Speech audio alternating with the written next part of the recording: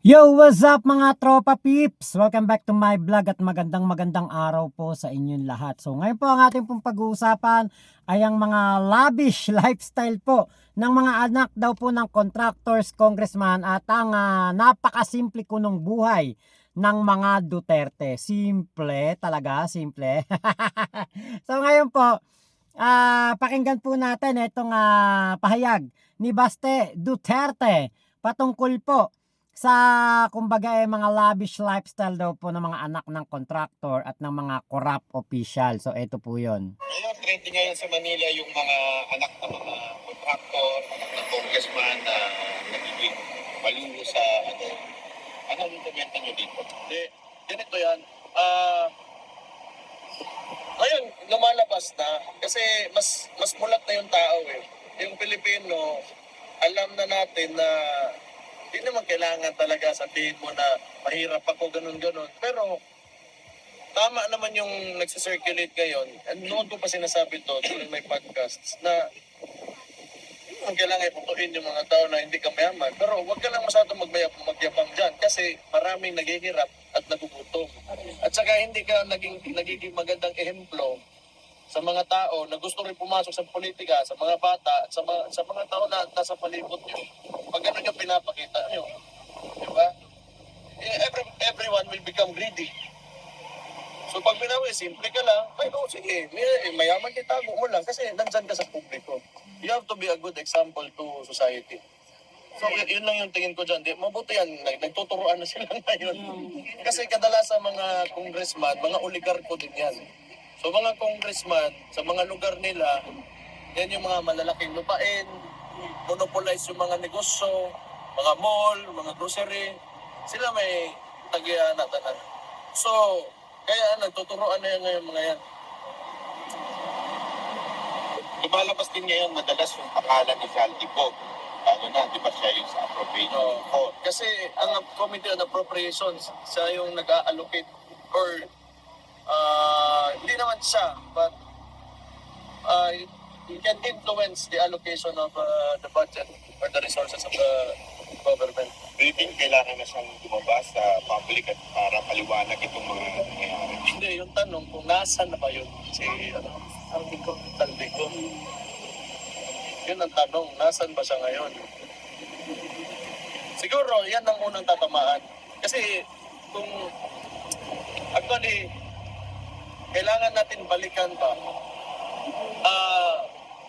Kung pinag-uusapan natin yung flood control projects, ngayon lang yun lumabas. Pero for the past 3 years, ang ginawa ng administrasyon, kaya wala rin tayong infrastruktura, at kung meron man, ibarat, naging post projects na flood control, nagkakagulo na sila ngayon, nagtuturuan na. So maganda yan. Pero tandaan natin, anong ginawa nila sa pera for the past 3 years? Yung ginto na binenta, yung PhilHealth, di ba, kailangan pa nilang sumagot sa Korte Suprema at lagi namang napopospon at namumove. Ngayon, nandito lang tayo sa flood control projects kasi nagiging platform din for, I think, aspiring politicians that will run for the 2020 elections, but dapat lahatin natin yun. Hindi lang yung flood control projects. Tayo na about politics. Meron naman, midterms, paulit-ulit lang, tapos kung ano lang yung... Ayan. 'Di ba? Ang daming kinuda ni Baste Duterte patungkol po sa ano na 'yan, sa mga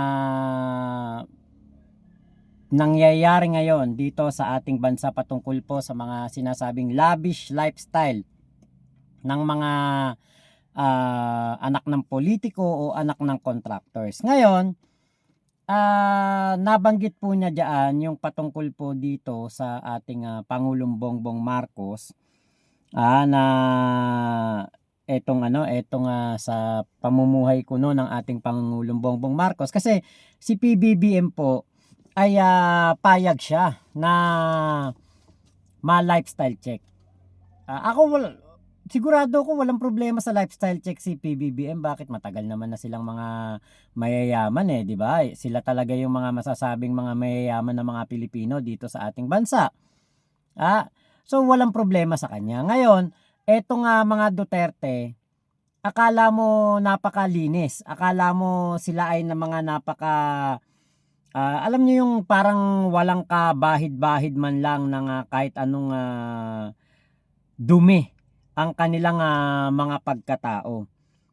'Di ba lagi nilang pinoportray, simple lang naman sila, hindi naman sila kumbaga mayaman, hindi sila kumbaga mga maluluho. 'Di ba yun lagi ang ano, yun naman lagi ang nasasabi nitong mga Duterte. Pero si Baste Duterte doon po sa dahig, ayan, ayan. Ito yung kanyang suot doon sa dahig. Meron pong nag-post nito, yung kanyang suot na Prada cotton velvet blouson jacket is $3,500. Nasa 199,500 pesos ang isa, yung jacket niya. Tapos yung kanyang bag, Dear Saddle Ratenium Jacquard bag is $3,950. So $225,000 pesos. Yan ba yung simple? Yan ba yung kumbaga yung lavish lifestyle? 'Di ba? At yung kumbaga pagpuna ni Baste Duterte sa sinasabing mga gumagawa ng korupsyon, 'di ba? Pero siya mismo hindi siya simple. 'Di ba? Buti sana kung ang suot niya ukay-ukay, maniwala ako kung ukay-ukay 'to. Pero never naman siguro magsusot ng ukay-ukay ang isang Duterte. 'Di ba? Nagpo-portray sila na mahirap, na hindi ganong mayaman, pero alam naman natin na talagang sila ay naliligo sa kayamanan ng pamilya Duterte.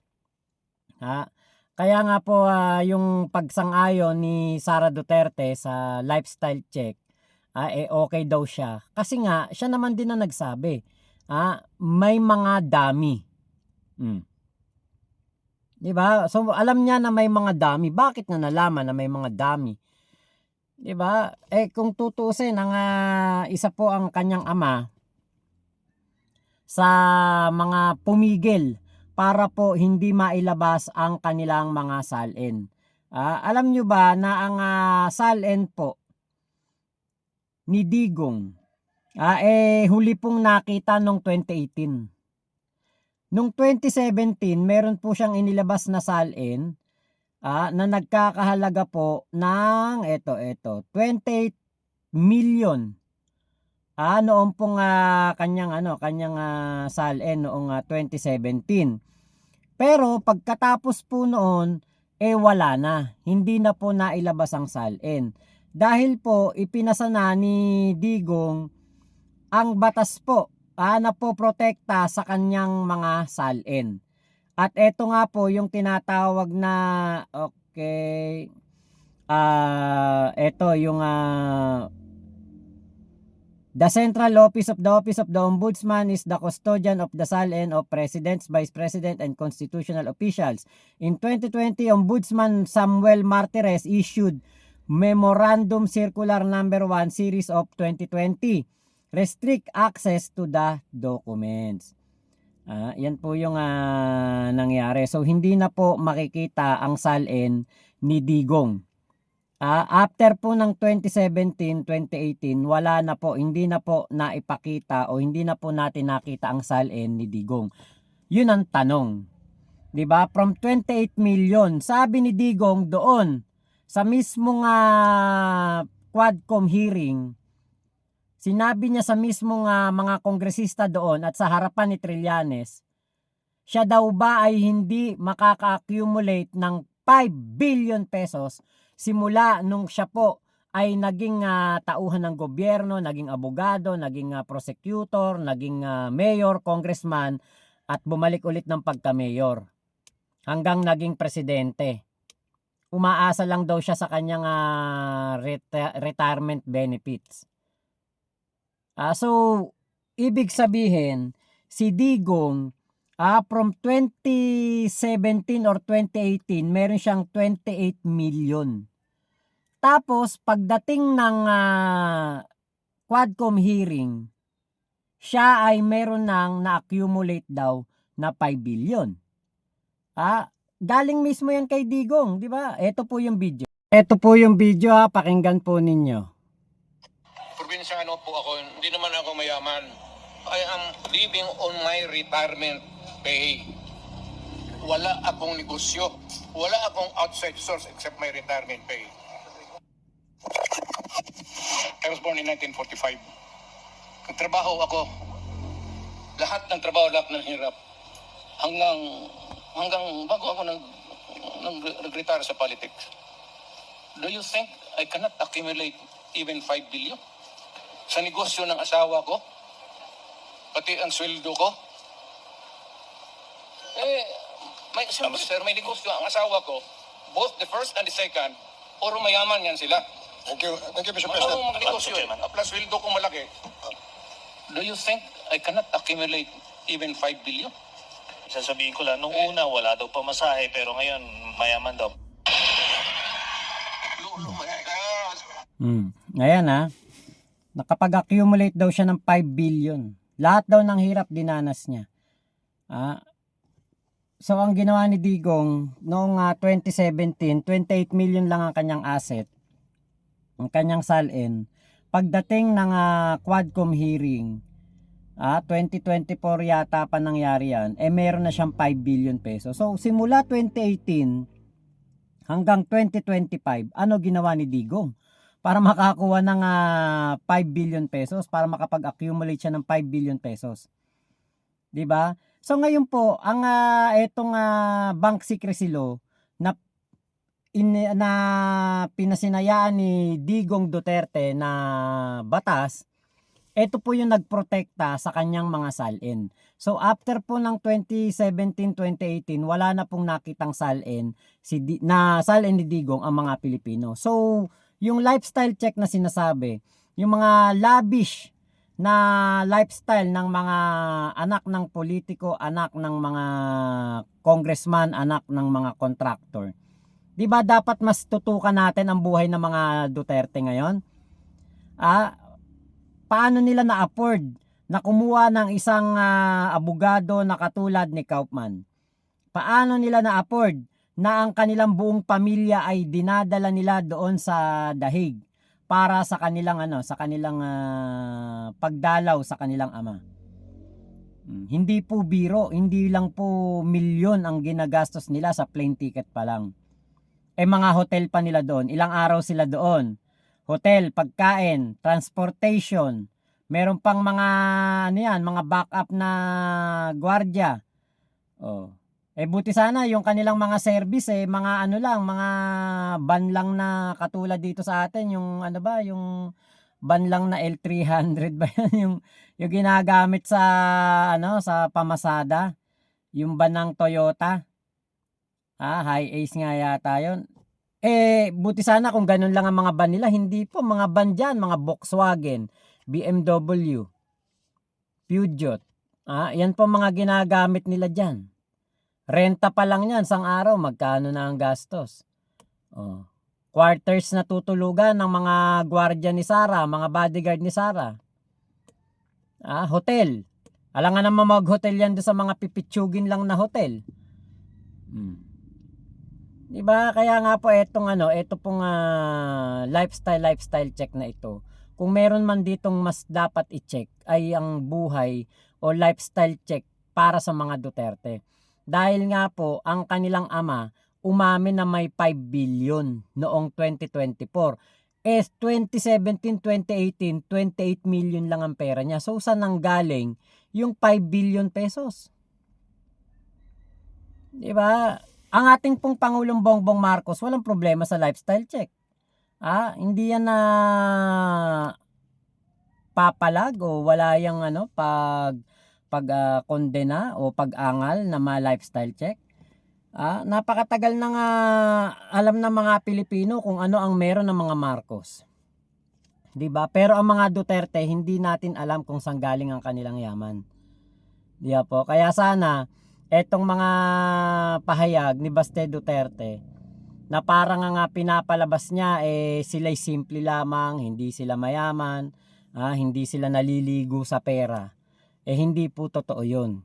Dahil kung si Baste Duterte kayang magsuot ng damit na tigda 200,000 at bag na tigda 200,000, ano pa kaya yung relo na suot niyan? Ano pa kaya yung damit na suot niyan?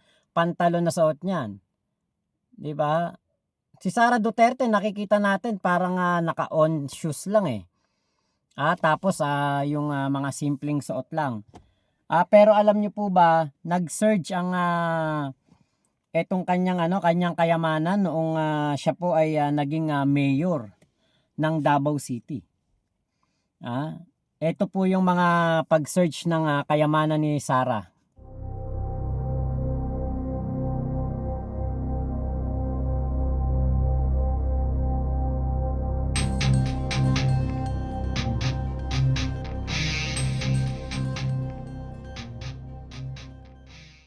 Ayon po dito sa PCIJ, ayan, PCIJ, Duterte, Sara, Paulo, Mark big spikes in wealth cash while in public office. Ito po ay nilimbag noong April 4, 2019. 2019 pa po ito lumabas, itong report na to.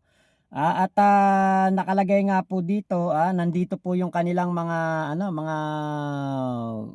wealth growth chart ng mga Duterte. Ibig sabihin talagang sila po ay mga maraming pera ngayon. Si Digong nung 2017 meron po siyang 28 million lang. After that hindi na po naipakita ang kanyang salin. After 2017 wala na. Pero dito kaya Sara Duterte, meron po ditong graph na nakalagay. Ang net worth ni Sara Duterte noong 2017 is 44 million. 44 million. Si Paulo Duterte ay meron pong 27 million. Ngayon, saan sila kumukuha kaya ng pambayad? Dito kaya dito kaya Kaufman, 130 million o 140 million sa buwan yan. Napakalaki ng halaga ng bayad sa abogado na yan. So lahat po ng mga nakikita natin dito ngayon sa mga Duterte na kasimplihan, hindi totoo. Bakit? Kasi nga, etong kanilang mga salin ay hindi na natin nakita after 2017. Wala na. Diba, kita nyo si Harry Roque nung kinwestiyon ng kanyang salin, hindi na po nagpunta ng Quadcom, hindi na po nagpakita. Bakit? Kasi makikita dun sa kanyang salin kung gaano kalaki ang kanya na-acquire sa pamumuno ni Digong. So ganun din dito kay Digong. Kung bakit niya ginawa yung bank secrecy law para po maprotektahan ang kanilang salin, para hindi po makita ang mga pera na pumapasok o gaano kalaki ang laman ng kanilang mga bangko. Kaya yung lavish lifestyle, walang-wala yan. Yung mga contractor na yan, walang-wala yan sa ginagawa ng mga Duterte. 130 million in 1 month, pambayad lang sa abogado.